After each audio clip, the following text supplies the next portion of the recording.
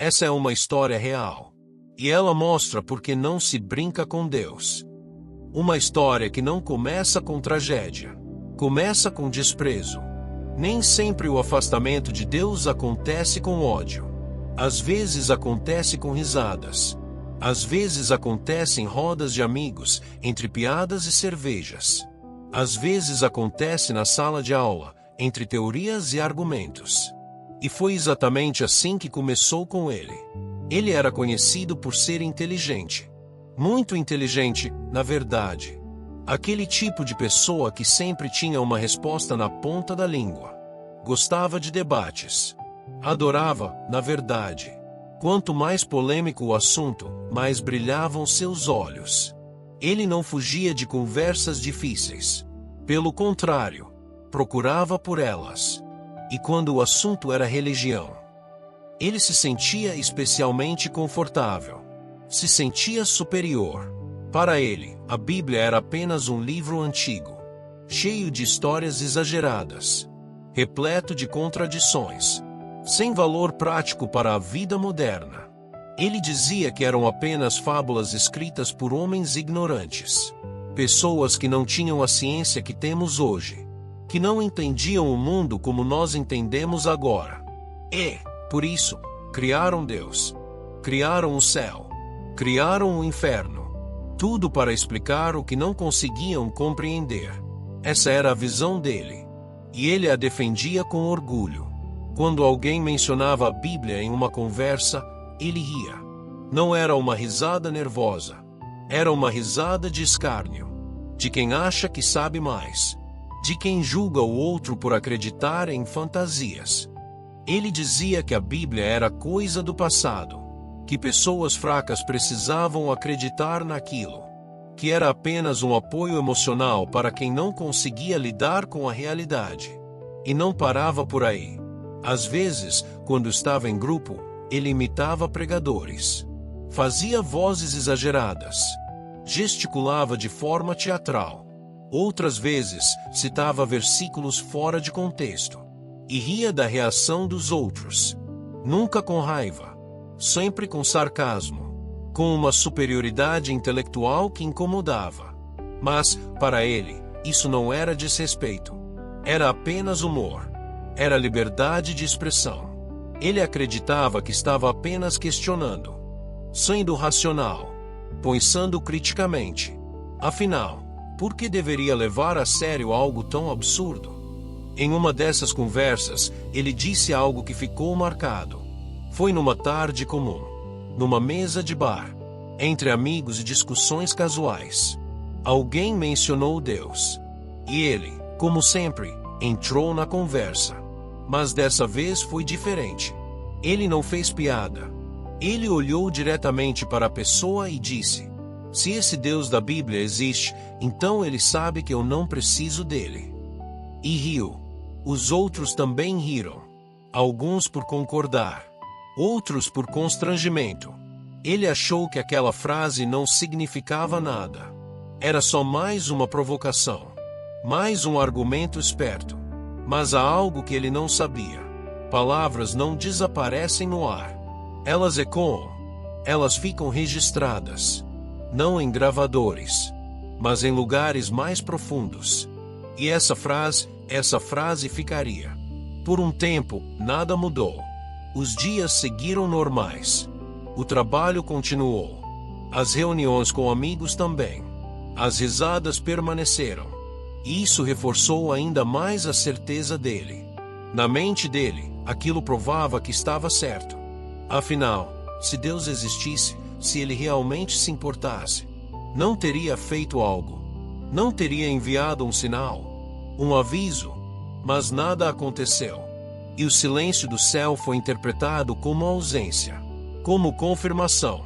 Ele continuou sua vida, confiante, seguro, convicto, achando que tinha vencido um debate que nem havia começado de verdade. Até que um dia, algo aconteceu. Não foi algo sobrenatural. Não foi um raio que caiu do céu. Nem uma voz audível. Foi algo humano, terrível e humanamente real. Uma situação inesperada entrou em sua vida. Um problema sério. Algo que ele não conseguia resolver sozinho. Não era apenas uma dificuldade passageira. Era algo que ameaçava tudo. Sua estabilidade. Sua segurança. Seu futuro. Ele tentou usar a lógica. Tentou usar os recursos que tinha. Procurou ajuda. Buscou conselhos. Mas nada funcionava. Cada porta que se abria, logo se fechava. Cada solução que parecia promissora, desmoronava. E pela primeira vez na vida, ele sentiu algo que nunca havia sentido antes. Medo real. Pela primeira vez, ele percebeu que não tinha controle. Aquela sensação de superioridade intelectual começou a desaparecer. Os argumentos não ajudavam em nada. A lógica não resolvia a situação. As respostas que sempre vinham tão rápido, agora não vinham. Ele que sempre soube o que dizer, agora estava em silêncio. E quanto mais tentava manter a postura confiante, quanto mais tentava convencer a si mesmo de que estava no controle, mais sentia o chão desaparecer debaixo dos seus pés. Aquele homem que zombava da fé, agora estava completamente perdido. Naquela noite, ele não dormiu. O quarto estava em silêncio absoluto. O celular estava longe, desligado. Mas a mente estava barulhenta. Pensamentos que ele sempre evitou começaram a surgir. Perguntas que ele sempre ridicularizou voltaram. E se eu estiver errado? E se realmente existir algo além? E se as pessoas que eu zombei estavam certas? Ele tentou afastar esses pensamentos. Mas quanto mais tentava, mais eles voltavam. Mais fortes. Mais insistentes. E junto deles, um incômodo difícil de explicar. Um vazio. Uma solidão profunda. Como se, pela primeira vez, ele percebesse que estava completamente sozinho. No meio daquele silêncio, algo inesperado aconteceu. Ele lembrou da Bíblia. Não de uma piada. Não de um debate que ele havia vencido. Mas de uma frase que alguém havia lido um dia. Em algum momento da vida. Talvez na infância. Talvez na adolescência. Ele não lembrava exatamente quando. Mas lembrava das palavras. Uma frase simples. Que falava sobre pedir ajuda. Sobre clamar nos momentos de angústia. Sobre não carregar os fardos sozinho. Naquele momento, aquelas palavras não pareciam tolas. Não pareciam ingênuas. Pareciam necessárias. Ele tentou ignorar. Disse a si mesmo que aquilo não fazia sentido. Que estava apenas vulnerável. Que era fraqueza momentânea. Que logo passaria. Mas o desespero não escuta argumentos. E o orgulho começou a perder força. Ele olhou para o teto do quarto. E pela primeira vez em muito tempo, sentiu vontade de falar com Deus. Não para debater. Não para provar um ponto. Mas para o pedir. Isso era humilhante. Depois de tudo que ele havia dito. Depois de todas as piadas. Depois de todo o desprezo. Como poderia agora clamar por ajuda? Como poderia pedir socorro justamente para aquele que zombou? O conflito interior era enorme. Mas a necessidade era maior. Sem saber como orar. Sem saber o que dizer. Sem promessas preparadas. Sem barganha. Ele simplesmente falou. Falou baixo. Como se tivesse medo de ser ouvido. Ou pior, de não ser ouvido. Falou com vergonha. Mas também com sinceridade. E disse apenas: se o Senhor realmente existe, eu preciso de ajuda. Nada mais. Não houve discurso teológico. Não houve pedido de perdão elaborado. Não houve ritual. Apenas aquelas palavras. Simples. Cruas. Reais. Então, ele esperou. Nada aconteceu naquele momento. Nenhuma voz audível. Nenhuma visão. Nenhum sinal místico. Mas algo mudou. O peso que estava sobre o peito dele diminuiu. Não desapareceu completamente, mas ficou mais leve. A respiração, que estava presa, ficou mais lenta, mais calma. E pela primeira vez naquela noite interminável, ele chorou, não de desespero, mas de alívio, como se algo dentro dele tivesse se quebrado, e ao mesmo tempo, começado a se reconstruir. O problema não desapareceu de imediato. A situação ainda estava lá. Difícil, complicada, real. Mas a forma como ele encarava tudo mudou. Ele não tinha mais todas as respostas. E pela primeira vez, isso estava bem. Ele passou a ouvir mais, a falar menos, a julgar menos. E nunca mais riu da Bíblia como antes. Não porque tivesse medo de alguma punição divina, mas porque agora entendia. Entendia que aquele livro não era sobre argumentos filosóficos.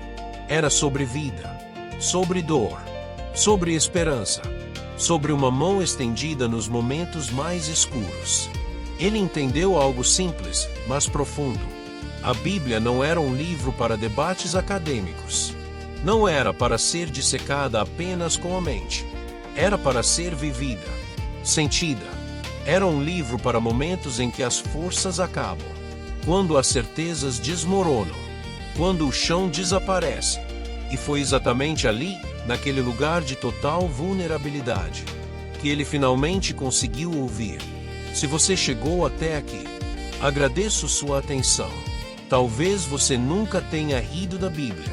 Talvez nunca tenha feito piada com coisas sagradas. Ou talvez já tenha tratado a fé com desprezo, com indiferença, com superioridade. Ou talvez esteja ouvindo isso apenas por curiosidade, sem se identificar com nada disso. Mas lembre-se de algo importante. Aquilo que muitos riem hoje é exatamente o que alguns procuram quando tudo desmorona, quando a vida tira o tapete, quando as certezas viram pó. Não se brinca com Deus. Não porque ele seja vingativo, mas porque um dia você pode precisar dele. E quando esse dia chegar, você não vai querer que o orgulho esteja no caminho. Reflita sobre isso.